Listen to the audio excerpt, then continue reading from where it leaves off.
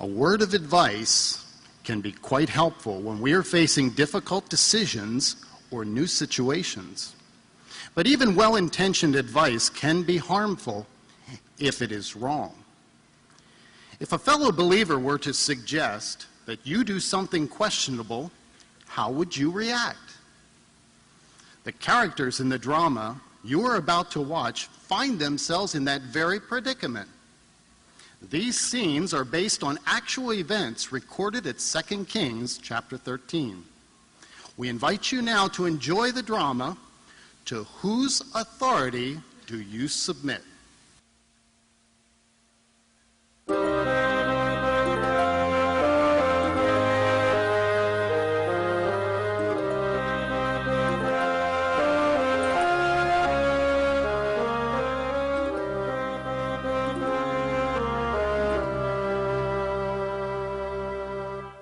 Why won't you stay with us, Jaddua?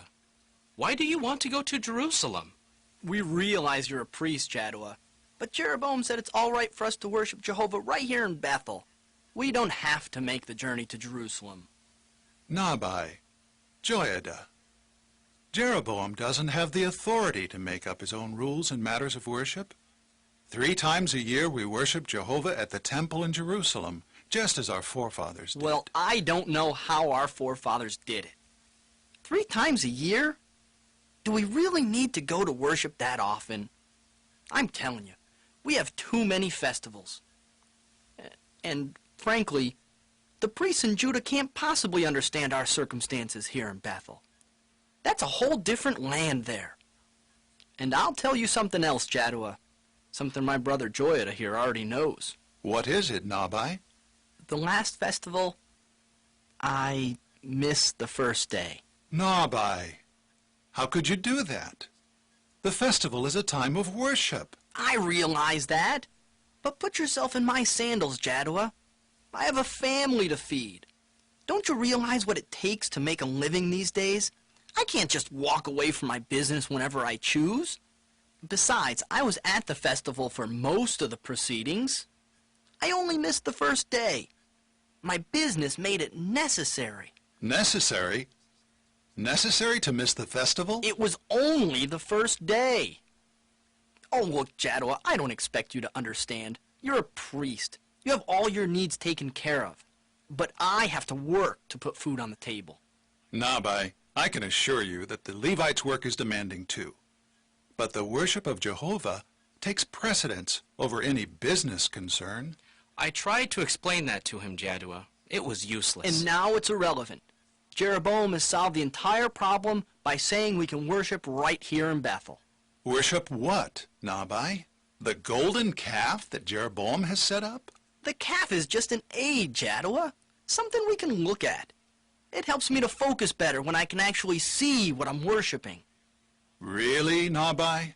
What about the law? Jehovah has plainly commanded, you must not make for yourself a carved image. You must not have any other gods against my face. But the golden calves aren't idols. They merely represent Jehovah. Personally, I appreciate Jeroboam's taking the initiative to set up the golden calves. And here's another thing I appreciate. Jeroboam realizes that it is just too much for us to go all the way to Jerusalem. They have an entirely different set of circumstances there. Nabai, ask yourself, why is it too much for us to go to Jerusalem? Didn't our forefathers make the journey 3 times a year? Yes, but as I said, Jaddua, times are different now. I'm just not up to making a day's journey to Jerusalem. People are under much more pressure today than our forefathers were. And think of those poor souls way up north in Dan. They'd have to walk for 5 days to get to Jerusalem. No wonder Jeroboam built another altar for them. An altar to false gods, with false priests officiating. What do you mean, false priests? Nabai, Joiada, think about this carefully. Certain truths never change, Jehovah has chosen his priests from among the Levites. But... Wait, Nabai. The law tells us that the only ones to serve as priests are of the tribe of Levi. Then why won't the Levites stay here in Bethel?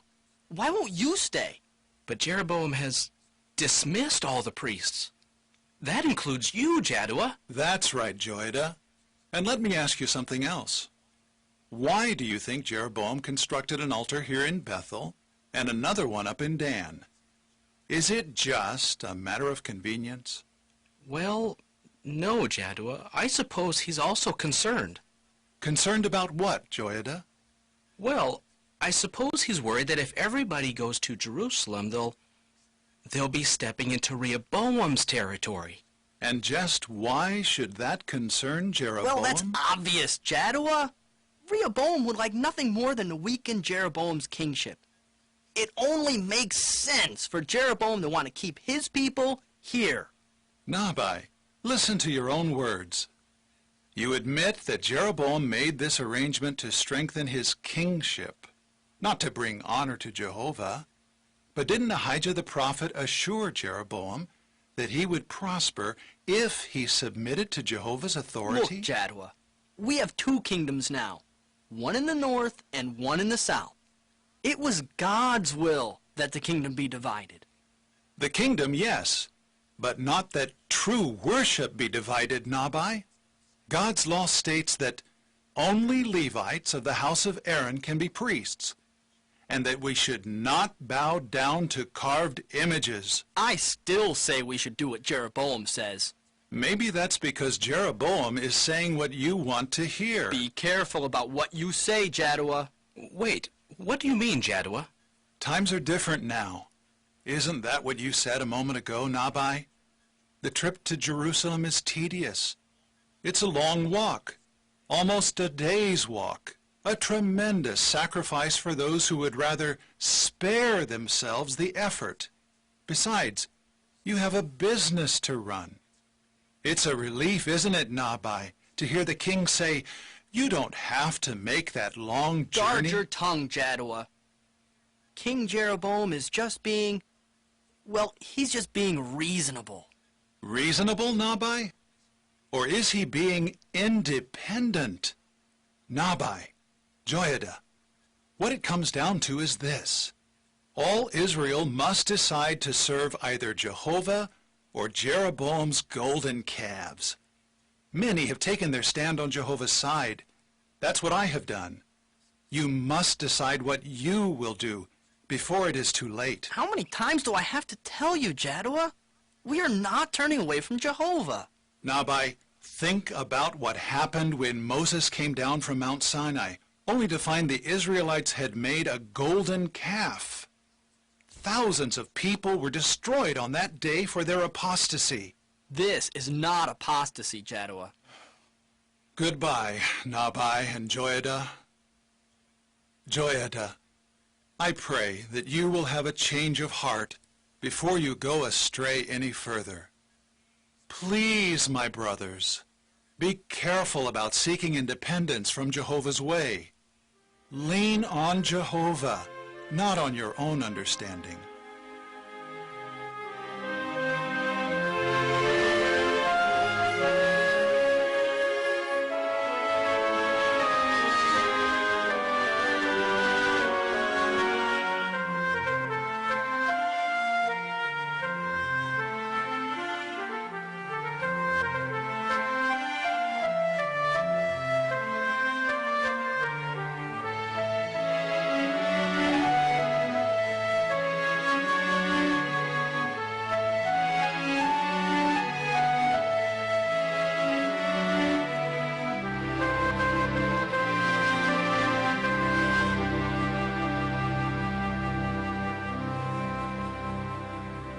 And Jaddua left, just like that?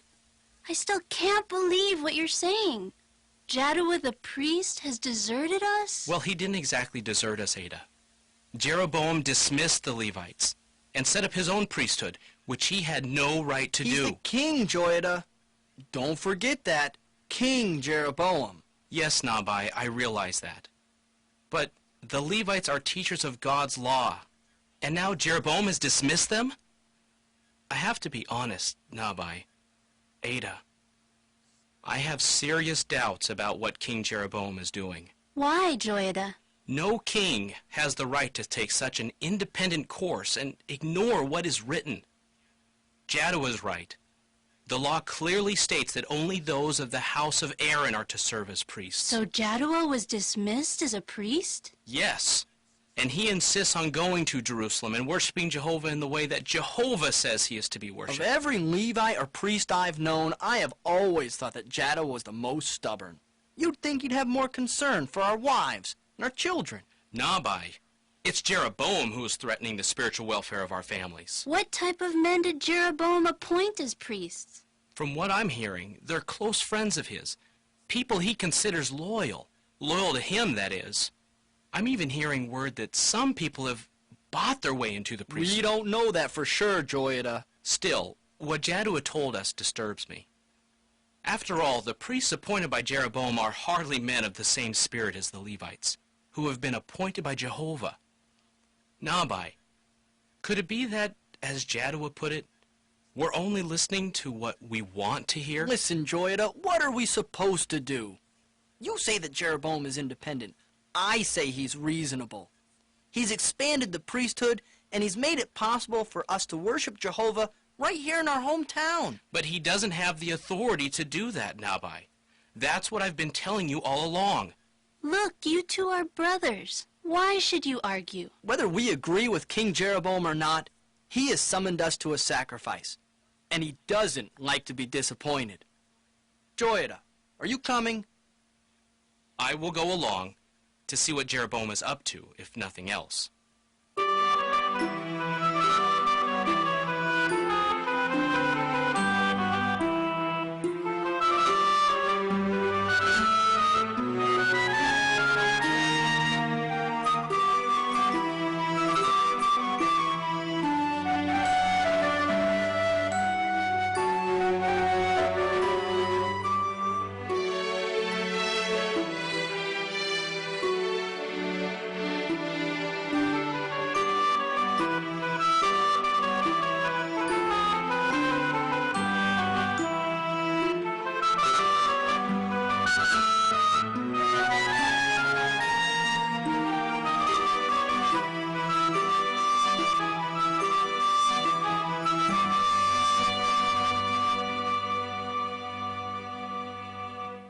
Raham, what are you doing out here playing? Aren't you going to Jerusalem for the festival? We don't have to go, Ethan. Didn't you hear? King Jeroboam made a place for us to worship right here in Bethel. You mean that altar with that weird-looking calf? Watch what you say, Ethan. That calf represents Jehovah. That calf can't represent Jehovah. Can so. That's what Father told me. Well, my father says Jehovah doesn't like idols. Well, my father's a priest, and he says it's all right. How can your father be a priest? Your family isn't even of the tribe of Levi. Doesn't matter, Ethan. Father says King Jeroboam changed all that. Besides, we can't go to Jerusalem anyway. Why not? Father has too much work this time of year. And he says that going to Jerusalem could even be dangerous. Dangerous? Why? I'm not sure I understand it all. Something about the king there. His name is Rabon, or something like that. Anyway, Father says that Rabon wants to take over all the tribes up here. Who knows, Ethan? When we're old enough, we may have to fight Rabon. Well, I don't know about that, Raham. And by the way, his name is Rehoboam. Well, whatever his name is. Ethan, there's something else I know that you don't know. What? I can't tell. Come on, I'm your best friend, Raham. You have to tell. Well, all right. King Jeroboam is holding a festival right here in Bethel. A festival? What kind of festival? Well, I don't know exactly. Only it's going to be a lot more fun than the festival in Jerusalem. Something's not right, Raham. The only festivals I know of are the ones we have in Jerusalem. Well, as I said, Ethan, the king changed all that. There was going to be all kinds of food, too. Date cakes, raisin cakes, figs, honey treats, every kind of sweet you can imagine. Well, that sounds nice, Raham, but all the food in the world still can't make calf worship right. How many times do I have to tell you, Ethan? Nobody's worshiping a calf. We worship Jehovah. No, Raham, you can't do both. Think about what happened in Moses' day. 3,000 people died for worshiping a golden calf. But that was a long time ago. It doesn't matter, Raham. They were doing the same thing, worshiping a golden calf. And Jehovah was angry about it. But Ethan, the golden calf we have was put here by the king. That doesn't matter, Raham. Jehovah is against calf worship. Look, you're my best friend, and I don't want what happened to the calf worshippers in Moses' day to happen to you. I don't know, Ethan. I think you're just trying to spoil my fun. It's just a festival, and we don't have to travel because it's being held right here. Wait, Father's calling me. I have to go. Go then, Raham. But think about what I said, and I'll see you when I get back from Jerusalem.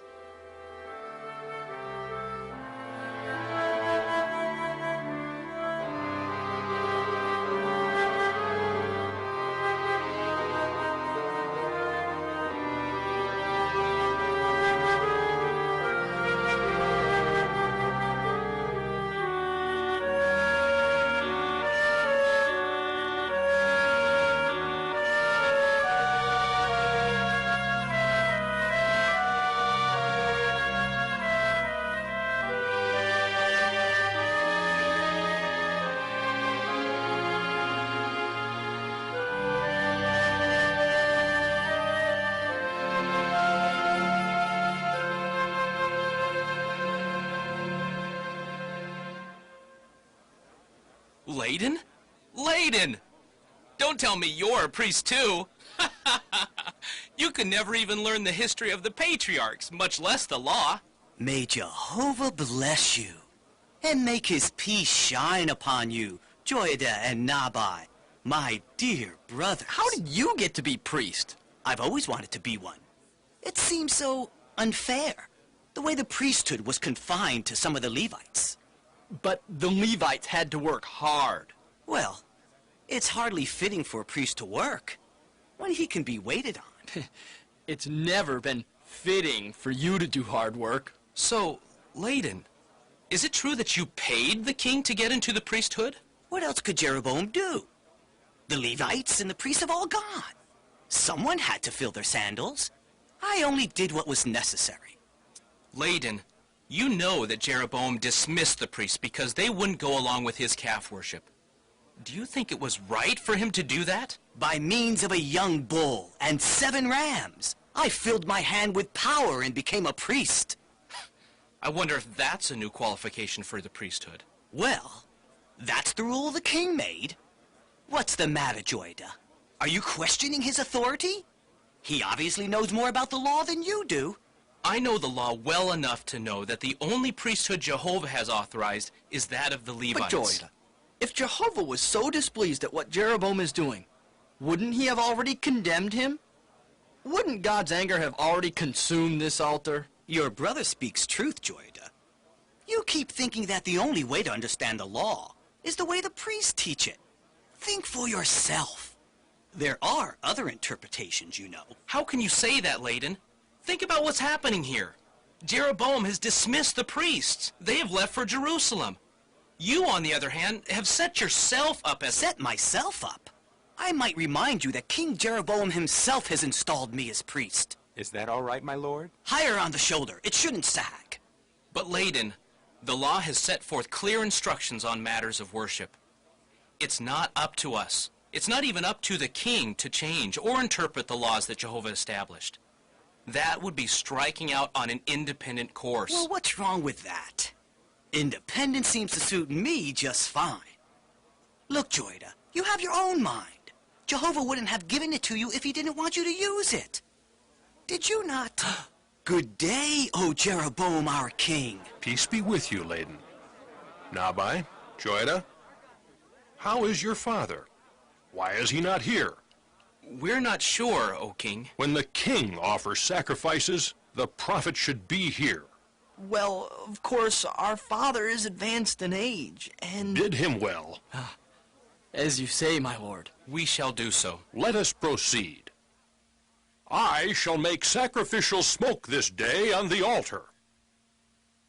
This golden calf is your God, O Israel.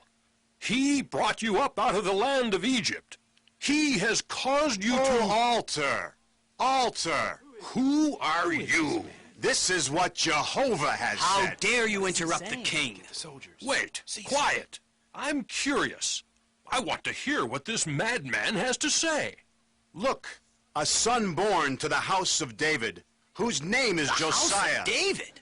This is treacherous talk. And he will certainly sacrifice upon you the priests of the high places that How are making dare you. sacrificial smoke upon you, and men's bones he will burn upon you. Joida, he can't speak that way about the priest, and to the king's face at that. Surely he will die. This is the portent of which Jehovah has spoken. Look, the altar is ripped apart, and the fatty ashes that are upon it will certainly be spilled out. You men, grab hold of him. Look, the king's hand. He's unable to draw back to himself.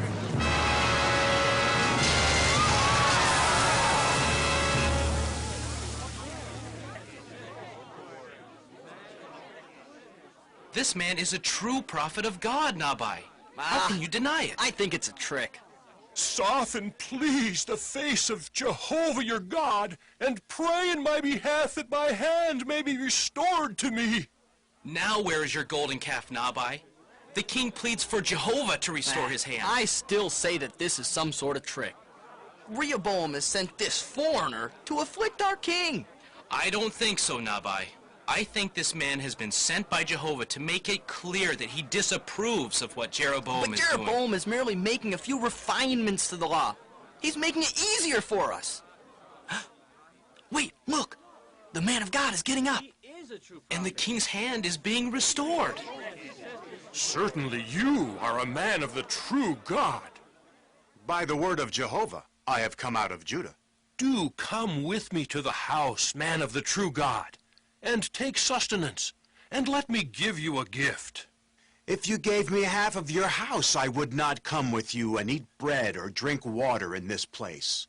For that is the way he commanded me by the word of Jehovah, saying, You must not eat bread or drink water, and you must not return by the way that you went. That is the word of Jehovah, which I shall obey.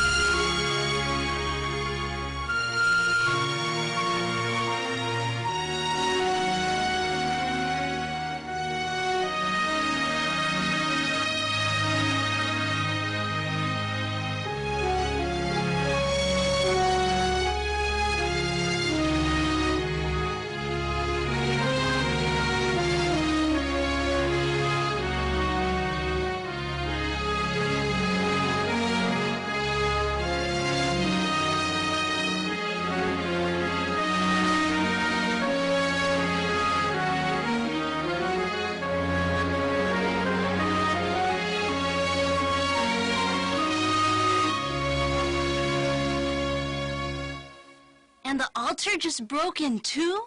Without anyone touching it? How can that be? Is the man some sort of magician? I'm telling you, it was the strangest thing I've ever seen. The king's hand instantly withered up. That's impossible. Nabai, you're the one who said that Jehovah would destroy the altar if he disapproved of Jeroboam's reforms. You saw what happened. The altar broke right in There must two. be some explanation, Joida. If we just look hard enough. The explanation is simple. We really don't have to look any further than the law, Nabai. Jehovah commanded our forefathers to destroy the altars, the sacred pillars, the sacred poles, and the graven images of the Canaanites. The golden calves are not from the Canaanites, Joida. Jeroboam had them made. That doesn't mean that it was right for him to do Joida, so. I have to agree with my husband. Why make such a fuss? After all, Jeroboam knows more about such things than we do. And besides, If it's so wrong to bow down to these calves, would the king tell us to do it? Sira, Nabai, I can't help but think about what happened when Moses came down from Mount Sinai, only to see the Israelites bowing down to a golden calf. Doesn't that dark day in our history indicate how Jehovah feels about what is going on now? That's in the past, Ada. Times have changed. Life is hard. We need to make adjustments. Jehovah knows that. But as I've tried to explain to your husband, Sira, we cannot adjust the law. We must find ways to simplify our life. And Jehovah detests calf worship. Nabai, my brother, I have to be honest. It sounds to me as if you're hiding behind Jeroboam's authority just to do what you want to do. Sira and I could talk to you about this until the new moon, and we wouldn't get anywhere. Why don't we talk to our father, Joyda? He's a prophet. He has been serving Jehovah for many years. Surely he will tell us what the right view of this matter is.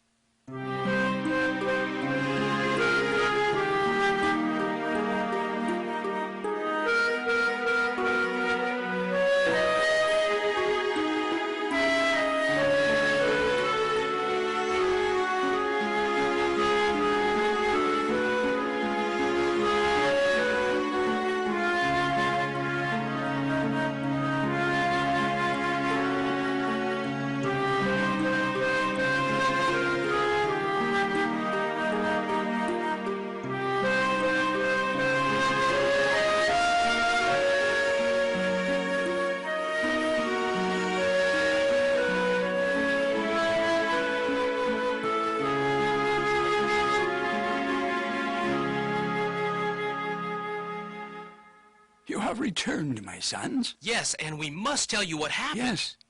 Tell me what happened at the sacrifice, and what was all the commotion I heard going on throughout the city. It's about the sacrificial smoke the king was offering. What happened? There came a man of God from Judah, Father. Even as Jeroboam, the king, was standing by the altar to make sacrificial smoke, the man of God approached and spoke a judgment from Jehovah. What did he say, Nabai, my son? Oh, something about a son from the house of David. Tell the full story, Nabai. He said that the son from David's house would be named Josiah, and that he would... What did he say?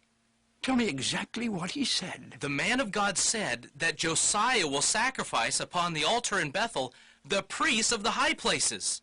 He even said that Josiah would burn the men's bones upon the altar, or something to that effect. Then this man of God gave a portent. A portent? I was going to mention that. The altar was ripped apart, and the fatty ashes were spilled out. The king put out his hand, and it withered up.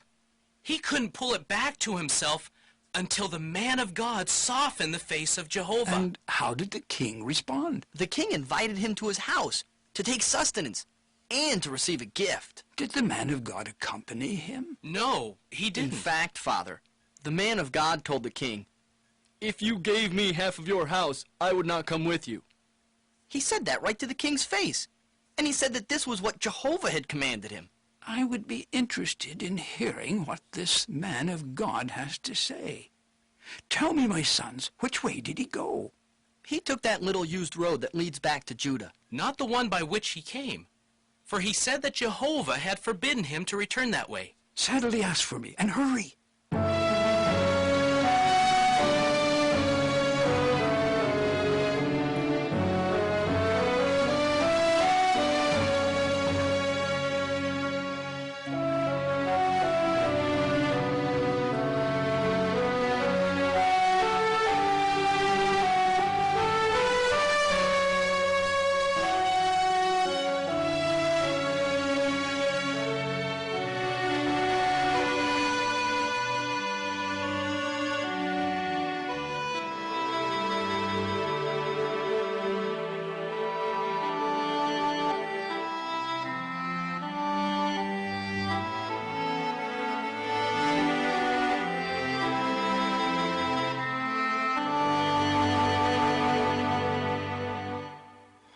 I'm so tired. A few minutes of rest will refresh both me and my animal. I'm famished. I'm thirsty, too. Yet Jehovah has said that I must not eat bread or drink water in this place. It's a wise command. The sons of Israel have gone after the golden calf. Intimate association with such idolaters could lead to my own downfall. Are you the man of the true God who has come out of Judah? Yes, I am. Word has spread throughout the city about what happened at the sacrifice. Truly, you have God's power and blessing. And the words you spoke, why, no one has spoken in such a way to the king. I spoke only the message that I had been given by Jehovah. Yes, yes, a message from Jehovah, spoken by such a bold and fearless prophet. But now you are tired from your journey, and no doubt hungry and thirsty. Please, go with me to my house and eat bread with me and my sons. I'm not able to go back with you, or to come in with you, and I may not eat bread or drink water with you in this place. And why is this so? It has been spoken to me by the word of Jehovah. You must not eat bread or drink water there. You must not go back again by the way by which you went. Is that all? Well, I have good news for you. I, too, am a prophet like you. And earlier today, an angel himself spoke to me by the word of Jehovah, saying, have him come back with you to your house, that he may eat bread and drink water. An angel? A messenger of Jehovah told you this? Indeed. That sounds so good, for I am very hungry and thirsty. After all, you are a prophet. Surely there would be no harm in eating just a small morsel with you. Then come with me to my house, for the angel did speak to me by the word of Jehovah that it should be so.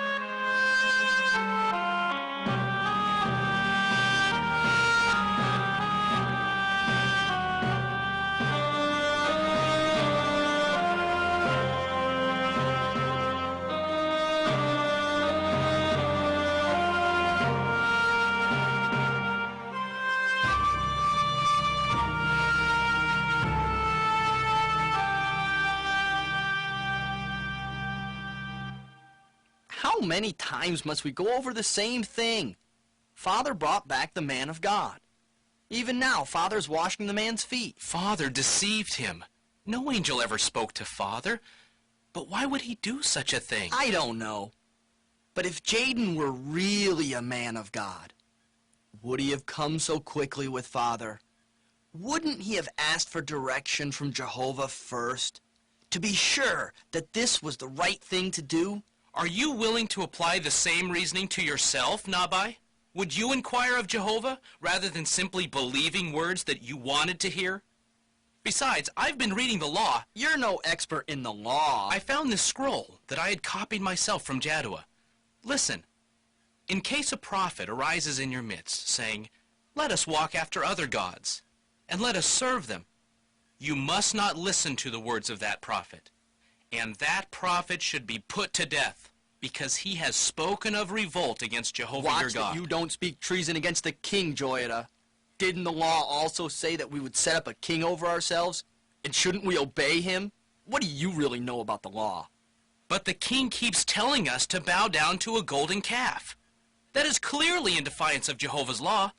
And why did Jeroboam take it upon himself to dismiss all the Levites from service? These matters are over our heads, Joiada. Nabai, our first loyalty should be to Jehovah and to his law. Nothing is over our heads if we stick close to the law and to the representatives, the Levites that Jehovah has provided. But wait, here comes Father now, with Jaden. How refreshing it was to walk through your garden. Look, my sons have spread a table for you. Let us eat and drink. You know, when you were washing my feet, I must tell you that I was jealous that they were being watered while my throat was so dry. You will find that our water is cool and delightful. And the bread is fresh from the oven. It is hot. And it smells so good.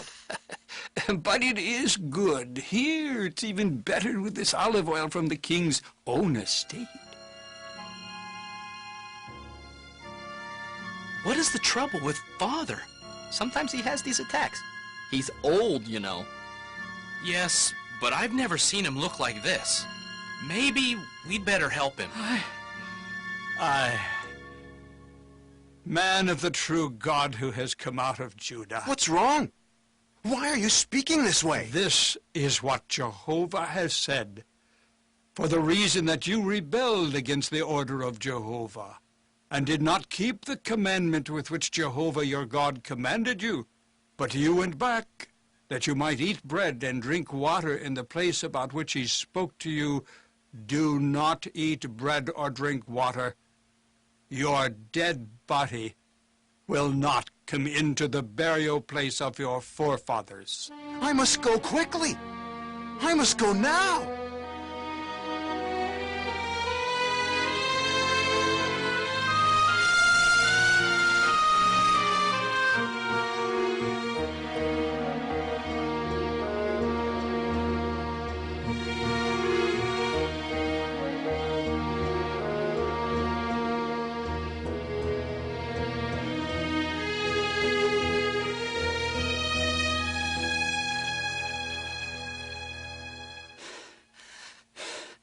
I came as quickly as I could. I still can't believe what happened. What is it, Layden? I heard a report that I couldn't believe. So I went and saw for myself. What did you see, Layden? Tell us. I heard that a dead body was found lying on the road that leads to Judah. But that's not all. There was a lion standing on one side of the body and an ass standing beside it on the other. I saw it myself. A dead body? A couple of animals?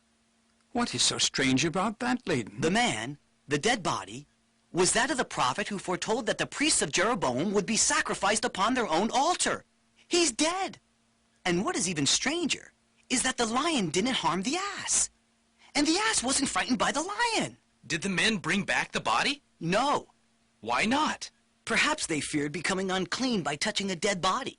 Or maybe they didn't bring the body back because there was a lion standing by it. Did you ever think of that?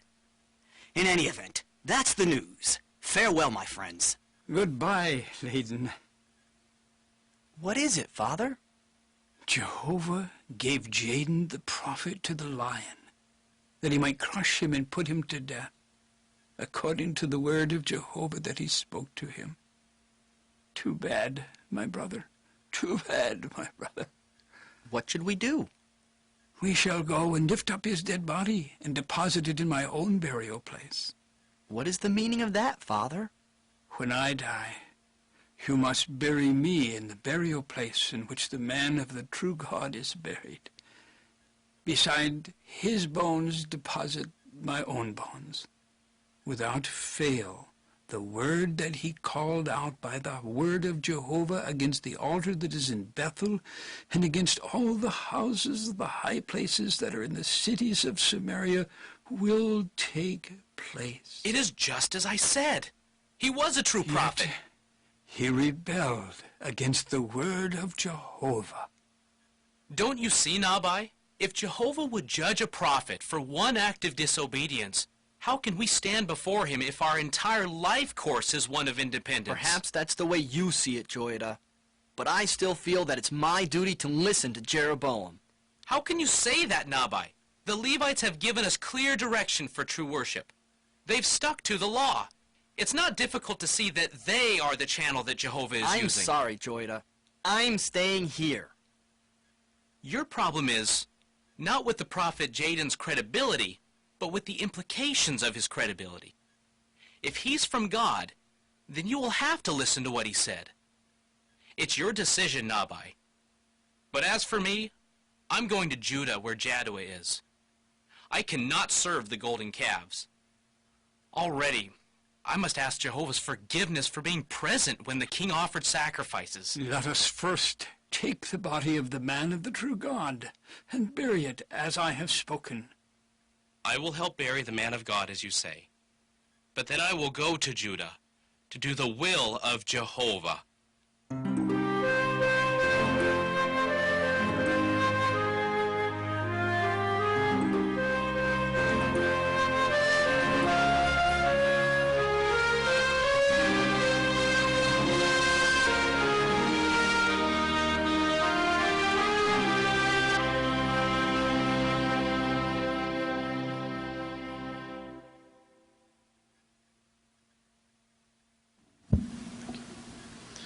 We wish to thank Brother Kazawa and all those who worked with him in preparing for and presenting that absorbing drama.